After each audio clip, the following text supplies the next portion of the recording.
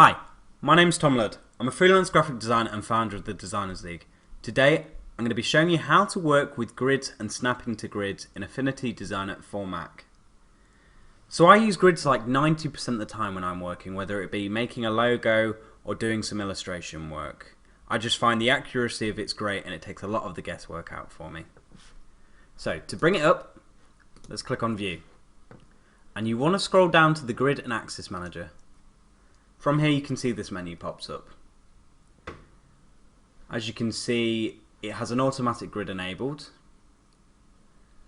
Let's click Show Grid. You can also bring that up by pressing Command and the punctuation key, which is next to the backslash key.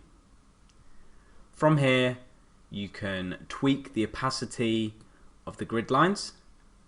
As you can see, it's becoming more visible.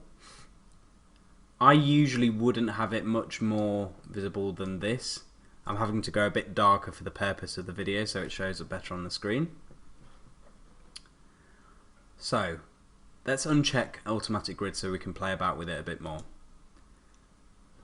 As you can see, we now have two modes enabled. We have basic and advanced. Basic mode allows you to play about with just the spacing and the amount of divisions.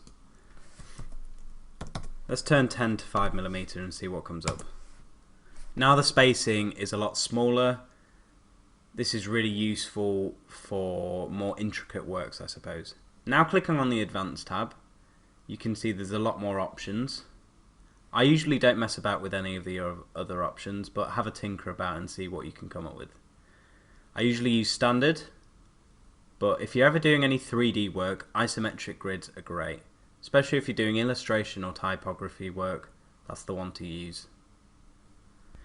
I definitely recommend having a look about and looking at all the different options available to you, but I normally always use the standard one. For the purpose of this video, let's revert back to the standard. Let's close that menu and let's enable the snapping. So to open the snapping, click on the down arrow here. Now you want to make sure that enable snapping is enabled by going here, and you also want to ensure that snap to grid is enabled by clicking there. Once that's done, you're good to go.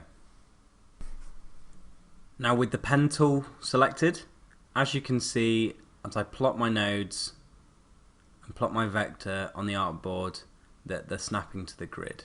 This is a really fun way to work and I recommend you give it a go.